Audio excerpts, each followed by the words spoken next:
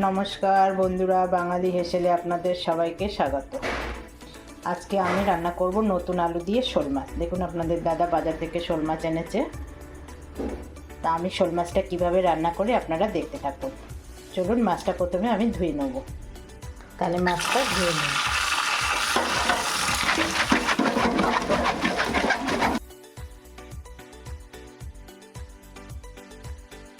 চলুন, মাছে নুন হলুদ মাখিয়ে নেব। 1 চামচ নুন, 1 চামচ হলুদ গুঁড়ো,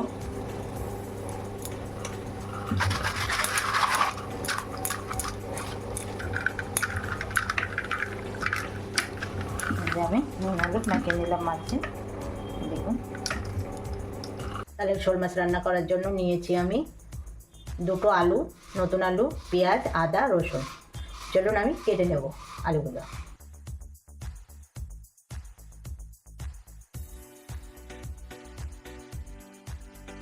দেখুন, জিরে আর গোলমরিচ নিয়েছি, আর এইদিকে নিয়েছি আমি আদা, রসুন, গোটা পেঁয়াজ আর 2টো কাঁচা লঙ্কা।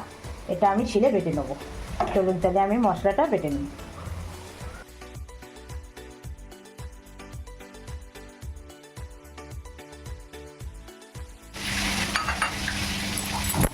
আমার জিরে বাটা হয়ে গেছে।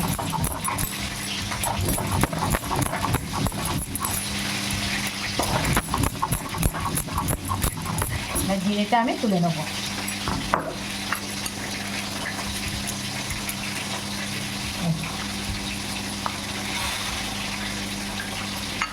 এবার বেটে নেব আমি আদা আর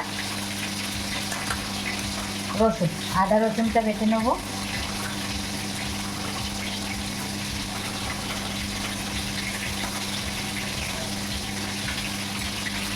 আদা রসুন আর কাঁচা লঙ্কা।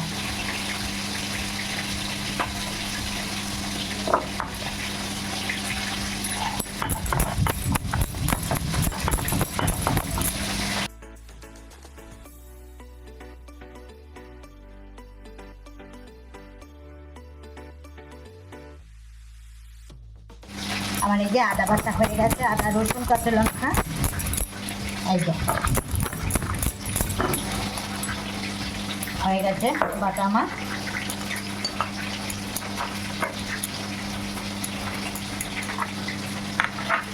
এবার আমি পেঁয়াজটা একটু করে নেবো, ঘষে নেবো।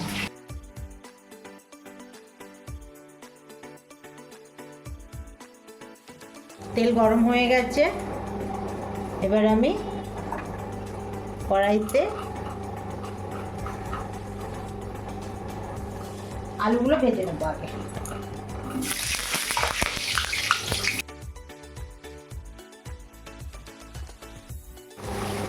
আলু ভাজা আমার হয়ে গেছে। এবার আমি আলু ভাজাগুলো তুলে নেব।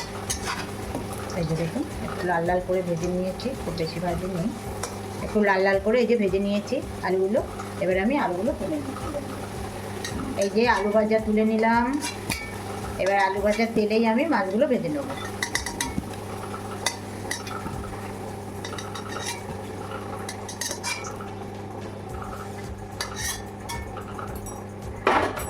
এবার আমি মাছ ভেজে নেব।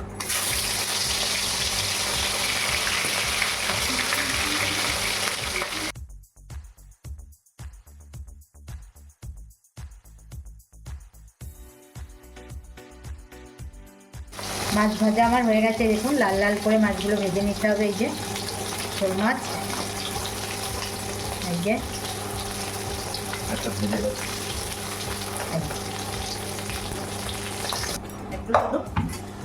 এই যে তেজপাতা ফোড়ন দেবো, একটু ফোড়নে। আর মশলা দেবো আমি এই যে আদা, জিরে, গোলমরিচ আর পেঁয়াজ আর কাঁচা লঙ্কা বাটা। অনেকে ধনে দেয় বাটা, আরও অনেক কিছু বাটা দেয়। আমি কিন্তু একদম ও সমস্ত বাটা দিই না। আমি একদম সিম্পলের মধ্যে সুন্দর রান্না। আমি যেভাবে করছি রান্নাটা করে খেয়ে দেখবেন, ধনে টনে না দিয়ে ভালো লাগবে খেতে। একদম আমি অল্প মশলায় সিম্পল রান্না। একটু মশলা ধোয়ার জল, মানে শিল ধোয়ার জল দিয়ে দিলাম। দিয়ে ওর মধ্যে আমি এবার নুন হলুদ দেবো। 1 চামচ নুন, 1 চামচ হলুদ, আর দেবো আমি কালার আসার জন্য 1 চামচ লাল চিলি পাউডার, কাশ্মীরি লঙ্কার গুঁড়ো। মশলাটা আমি কষিয়ে নেব। ওর মধ্যে আমি 2 রসুন দিলাম, গোটা রসুন।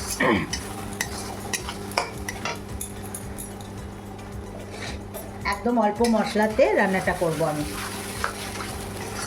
ওই ধনে টনে আমি দিই না, আমার রান্না একটু আলাদা অন্য রান্নার থেকে। আমি যেটা বাড়িতে খাই আমি সেটাই আপনাদের সঙ্গে শেয়ার করি।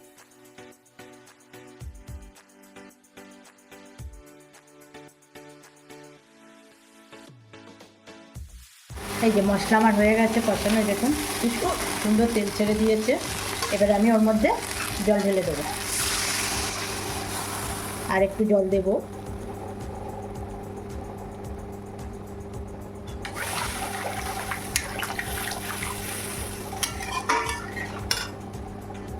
আমি এতে আর একটু জল দিলাম। এই যে জল দিয়ে দিয়েছি। এবার ওর মধ্যে আমি ভেজে রাখা মাছগুলো দিয়ে দেবো।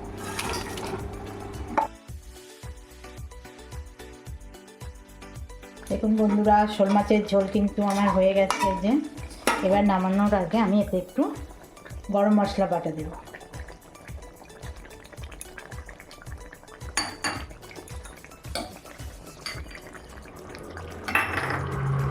প্লেটটা ধুয়ে আমি আবার একটু জল দিয়ে দিই। এবার আমি নামিয়ে নেব। মাছের ঝোল আমার রেডি হবে। দেখুন কি সুন্দর কালার এসেছে। এইভাবে আপনারা বাড়িতে বানিয়ে খাবেন। এই যে এবার আমি নামিয়ে নেব। এই যে মাছের ঝোল আমি কড়াইতে নামিয়ে নেব।